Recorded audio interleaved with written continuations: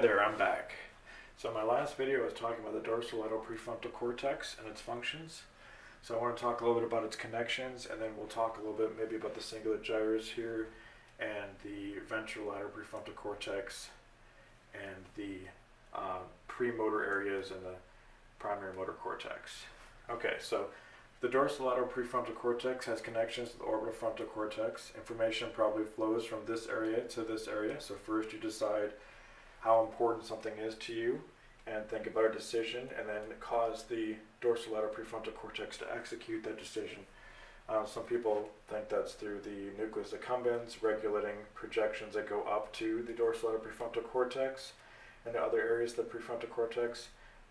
But that could also be through direct connections, say, for example, even the rostrolateral orbital prefrontal cortex has connections up to the dorsolateral prefrontal cortex, like I was talking about earlier.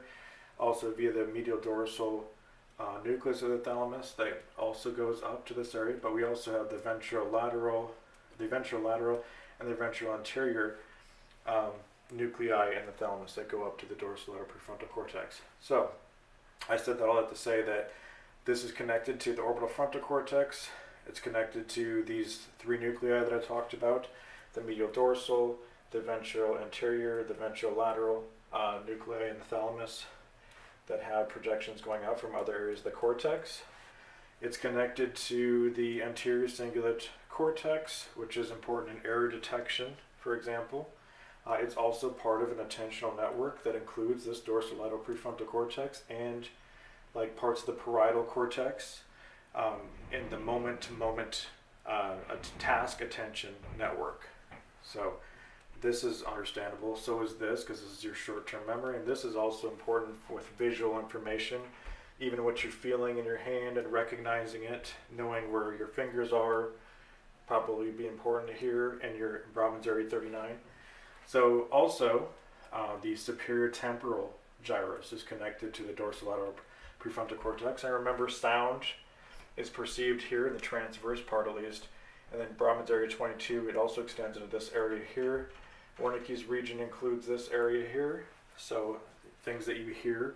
So say somebody says something and asks you to repeat it, the arcuate fasciculus and maybe some of the other longitudinal association fibers can connect these areas, and also they're diffuse in this area, so some of them may go up to, say, Brahman's area 46, for example, and up to the dorsolateral prefrontal cortex. And maybe some of them are more direct, and you actually just spit them out in this area, in Brahman's area 47, in the pars orbitalis, the pars triangularis, and the pars operculum. But it may involve the dorsolateral prefrontal cortex for short-term memory. So also, the dorsolateral prefrontal cortex has connections to like Brahman's areas 30, 23, and 31 up here, and the retrospinal area, which includes Brahman's areas 26 and 29, for example, there. This is the isthmus. This area is the most active part of the brain. So we're not even engaged in a task, and you're just sitting there not really engaged in something, just kind of daydreaming. This area of the brain is important. It's always active. So like other parts of this brain are active, where your reward center and your episodic memory are up in this area. Those are also active. Sometimes parts of the precuneus are the angular gyrus and maybe the supramarginal gyrus, Brahman areas 40 and 39 here. I just say that to basically say that this part of the brain is probably important in thinking. It's kind of where your brain's at, wherever it's at, especially when you're not engaged in a task. It's also the retrospinal area here, below these, the back side of the corpus callosum here. That's why they call this the retrosplenum. This is the splenum of the corpus callosum. This area is pretty close to the hippocampus and the subiculum here and the anterior rhinal cortex. So it's not really hard to imagine how this area could be involved in, say, just remembering something you just recently encountered, or even your longer term memories of the hippocampus is retrieving those. So that's some of the areas that it's connected to. The dorsolateral prefrontal cortex is also connected to,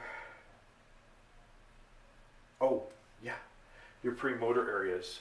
like Brodmann's area 6 here. The frontal eye field is part of your dorsolateral prefrontal cortex.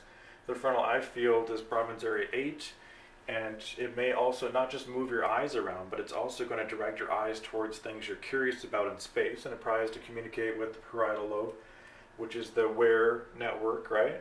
Your dorsal stream that terminates in this area too, in the frontal eye field and the dorsolateral prefrontal cortex. So when there's hope or uncertainty, your eyes are going to look towards that side, right?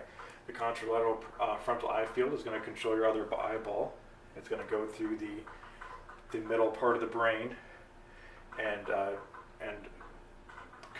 directly control it through the superior colliculus also. So those are some of the other connections that the dorsolateral prefrontal cortex has. Also, like I said, the premotor area directly that controls your muscles. So when you decide to move, this area can tell your premotor area what to do.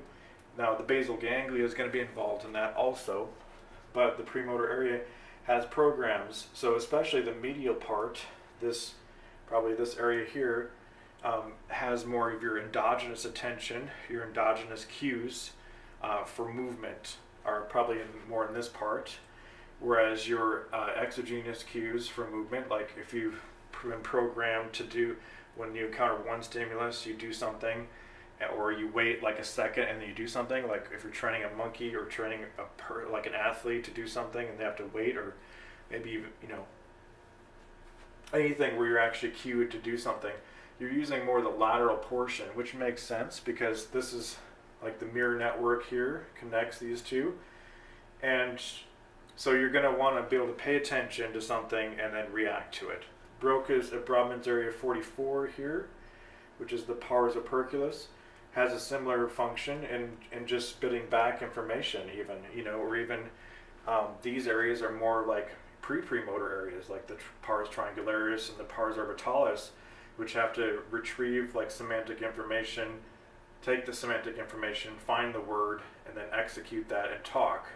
So it's kind of consistent with other things that go on, at least in the left hemisphere here. So it makes sense that maybe the lateral premotor areas may be more primed by things that happen in sequence. And as a new cue is added, this part of the brain wires so that it'll recognize that cue and it'll try to execute the next program, the premotor cortex, for example. So it's pretty cool how that works. The anterior cingulate cortex, like I said, has connections over the dorsolateral prefrontal cortex. It's involved in error detection. These areas that are like in Brodmann's area, let's see, 33 and 32, these areas, those are more emotional. So these have connections to like the hypothalamus, the nucleus accumbens, the amygdala. I know I'm missing some. The insula. Just some of those areas where you actually feel, and this area interacts with the orbital frontal cortex also, which is probably going to be important in error. It's very close to the mood and hunger area too, so that's probably not a coincidence.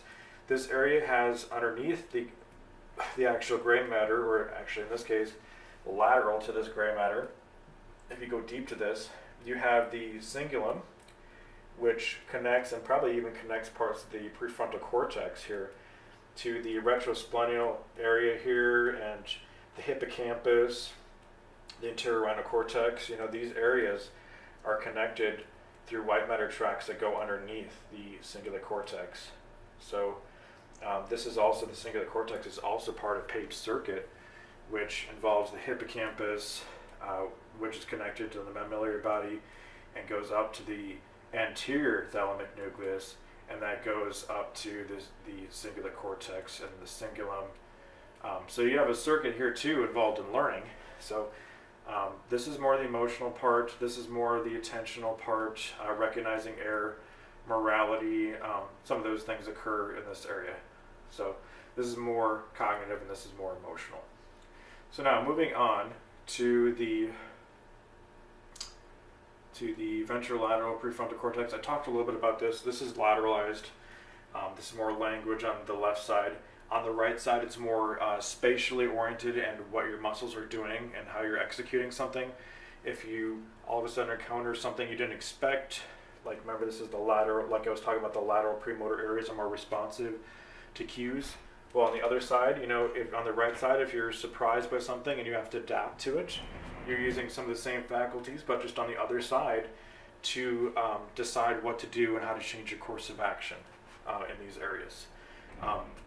Notice on the right side, the dorsolateral prefrontal cortex and the parietal lobe were more concerned with spatial stuff, and so this area may also be involved in just stopping. Like there was actually tests done where somebody had to watch a light, and when it turned green, they'd want to press it, but they didn't want to press it when it was red.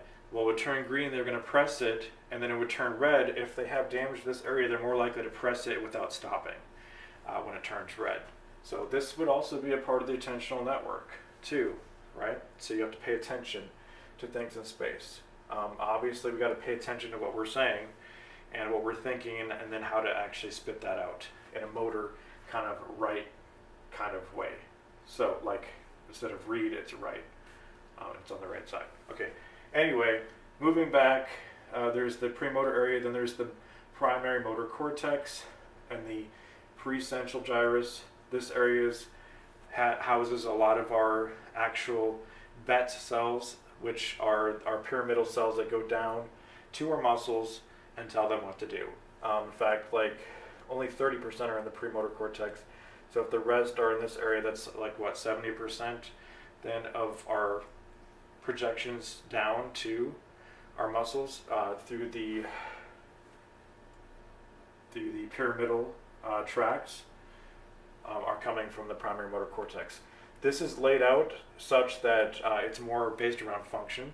Some of these areas, in a monkey at least, if you stimulate them long enough, even just in one little small area, it can cause like an arm to go up to the mouth, and if you just go all the way, it goes all the way up to the mouth. So that's functional to eat, right?